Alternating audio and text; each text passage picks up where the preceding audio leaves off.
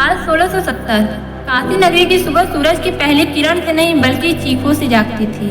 गंगा किनारे कोई वेद नहीं गूंजता था, वहाँ सिर्फ बहती थी ब्राह्मणों की लाशें। हर सुबह एक नाव घाट पर लाशें लेकर आती। गुरुकुल के आचार्य, यज्ञ कर रहे बालक, मंदिर के पुजारी।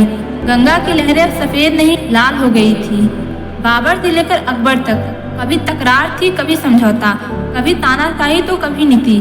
लेकिन औरंगजेब, वो सिर्फ एक ही बात पर अड़ा था, इस धरती को इस्लाम की रियासत बनाना है। शाहजहां जब तख्त से गिरा तो औरंगजेब ने भाइयों का खून बहाया। दारा सिकोह, जो वेद और उपनिषद का अनुवाद करता था, उसे काफिर कहकर सरेआम कत्ल करवा दिया।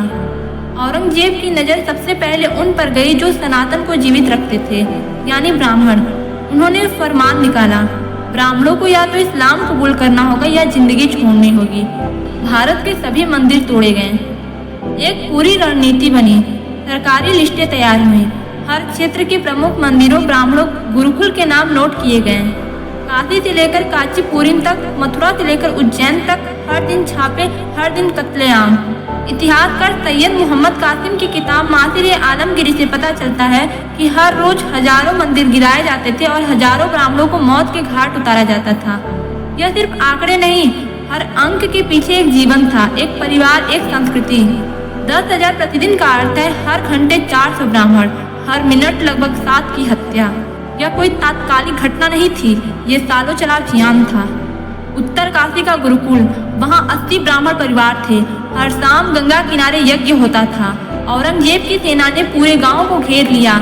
यज्ञ मंडप को जला दिया गया और सभी को मंदिर के भीतर बंद करके आग लगा दी गई।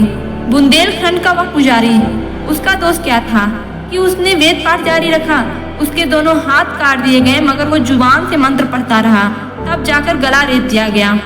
काशी विश्वनाथ मंदिर गिराया गया। मथुरा का श्री कृष्ण जन्म स्थान मस्जिद बना दी गई। सोमनाथ फिर से लूटा गया।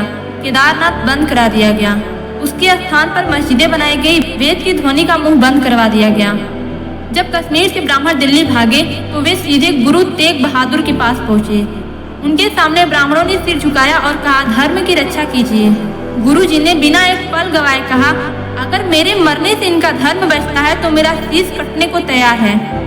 दिल्ली के चांदनी चौक में उनका बलिदान हुआ। जिंदा खौलते पानी में शिष्यों को डाला गया। गुरुजी का सिर तलवार से काटा गया। आज भी उस जगह पर गुरुद्वारा शीशगंज साहिब खड़ा है।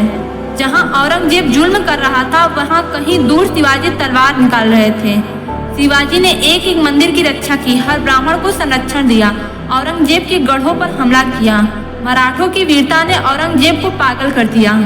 अपने आखिरी दिनों में औरंगजेब ने लिखा, मैंने राज किया, युद्ध किए, मंदिर तोड़े, लेकिन शांति कभी नहीं पाई। मेरी आत्मा परेशान है। उसने अपनी कब्र के लिए लिखा, मेरे मकबरे पर कोई शानो शौकत न हो, बस मुझे मिट्टी में दफना देना।